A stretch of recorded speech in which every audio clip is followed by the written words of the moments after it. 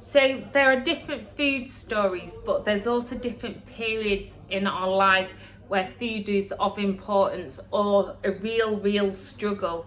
I know as someone who suffered from bulimia, anorexia, a number of eating disorders throughout my life, just how difficult it can be.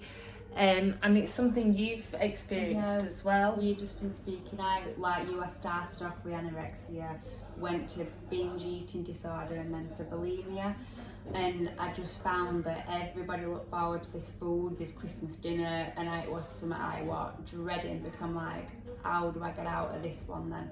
And it was that rich feeling of food where every mouthful I was like, I ate this, I ate this, I ate this, but it's meant to be this happy time and you're in turmoil and terrible. And all I can describe it as, it's like, do you know those family get-togethers or those big meals out, and it was like being in like a glass vase or something trapped, and you can see everyone there happily eating and not even thinking about what food other than, oh, I like that, I'll have more of that, oh, add that gravy, I'll have more of that because I like it. Whereas I'd already analysed for days what I was gonna eat, and it doesn't always make sense because then people start to go, well, if you'll eat that, that's not even healthier than that. And then straight away you have this like list without realising in your head of yes foods and no foods, and then you're like, oh no, now that's on my no list. Yeah, so I can't eat that. And it's like you say, you plan in advance, right? I'll eat carrots, I'll eat sprouts, and I might eat some broccoli. But what am I going to do when it comes to afters? Oh, I'll just say I'm full. Yeah. And it's like you said, I always felt like it was like a snow globe where I could see all this stuff going on around me, and everybody like happily just eating the food like it was just a normal thing. Whereas in your mind, you're looking at it, and every bit you put in, it's as if you can feel it getting heavier and heavier, and you just sometimes you just want to panic and run. And that you're eating a meal, but that's how intense it can get, isn't it? Yeah, and it is like it feels, and then that's the problem. Then you start to get so anxious that you can't eat anyway. No. And then people are also, you feel like everyone's watching you because they know that you struggle with it. Yeah. And I remember just even at Christmas times, like Easter, Christmas, it's like we already lived, you know, like as bulimics, when you are bulimic or have a binge eating disorder, for example, you already live, and anorexia as well, you can live in a binge purge mentality, but it feels like that's what our culture does do anyway here in the UK. Do you know, Christmas binge, January get dieting, and then it's like Easter binge, and it's like, and then it's diet for summer, and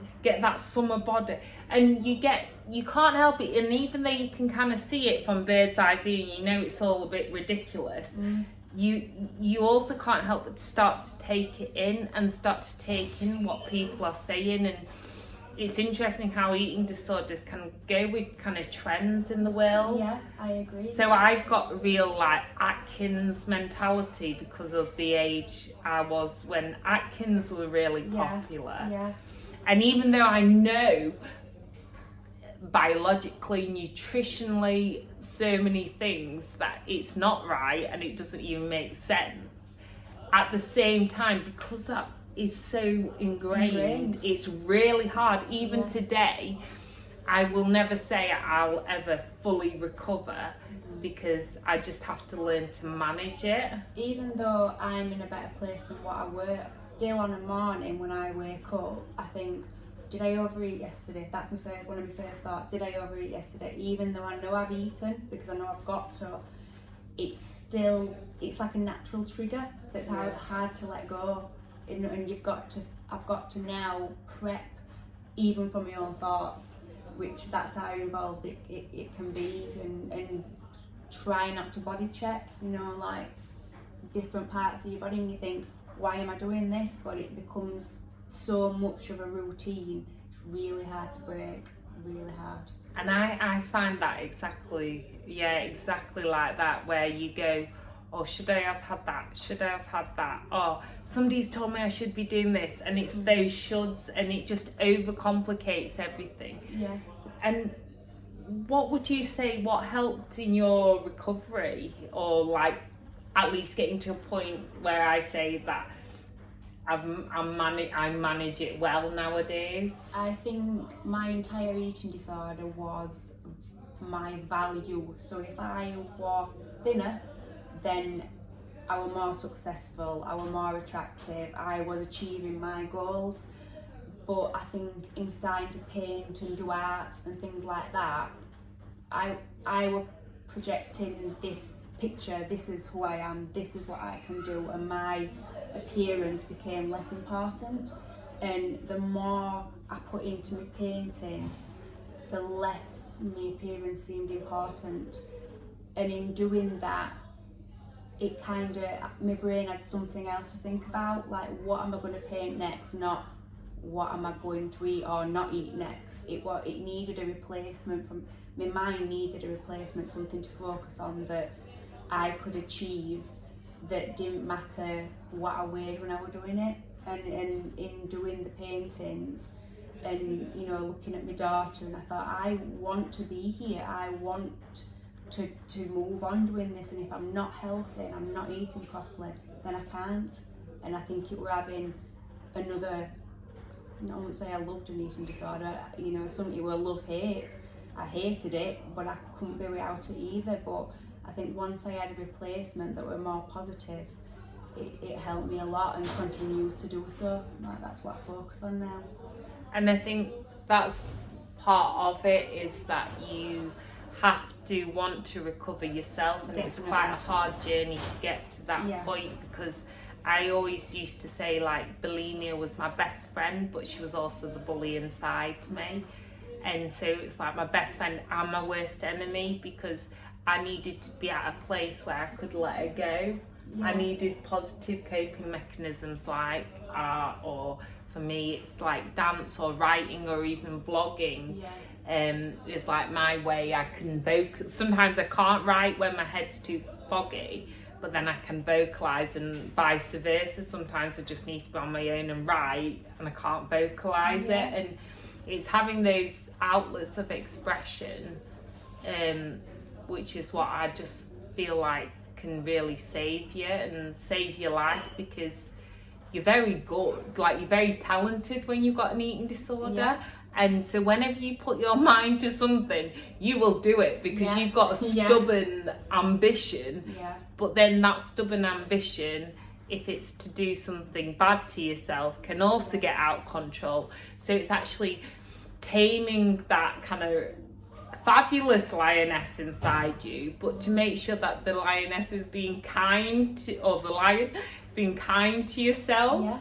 And then actually you can do that well, and you can do things, and you can achieve loads. And we're high achievers, most of us. It's flipping that in a way, that inner power to something positive rather than negative. It's still same energy, it's still there.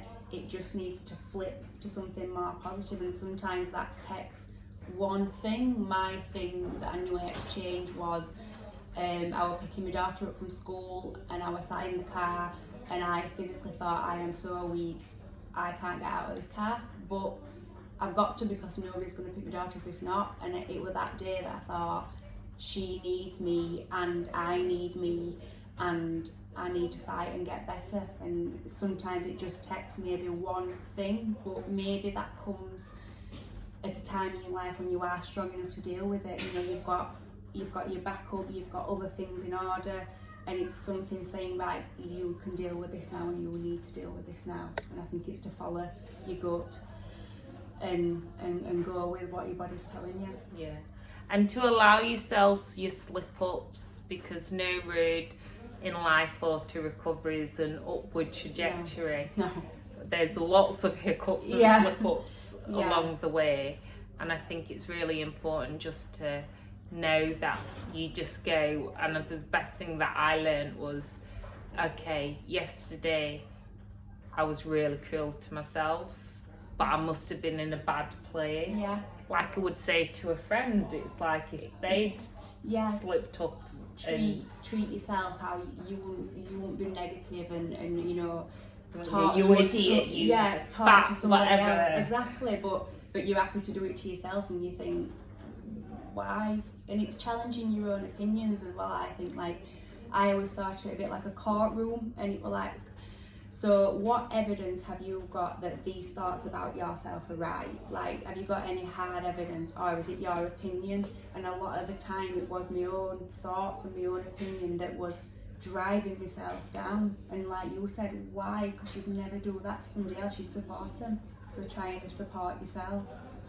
Yeah. And I always had to level my own thoughts and recognise my own thoughts, because for a long time I didn't even realise that's what my thoughts were doing. Yeah. It was just that inner voice. So quieten that inner voice and be kind to yourself. Talk to yourself like you talk to a friend. Rather than have the bully inside you, we'll have the friends inside us. And that's why you need sisters and to meet people that you just click with, because actually the more friends you have who are genuine and kind to you, the more it makes you realise that you're worthy. Yeah, definitely. And you are worthy. So sending you so much peace, love and shimmies. I'm getting you shimmying. I know.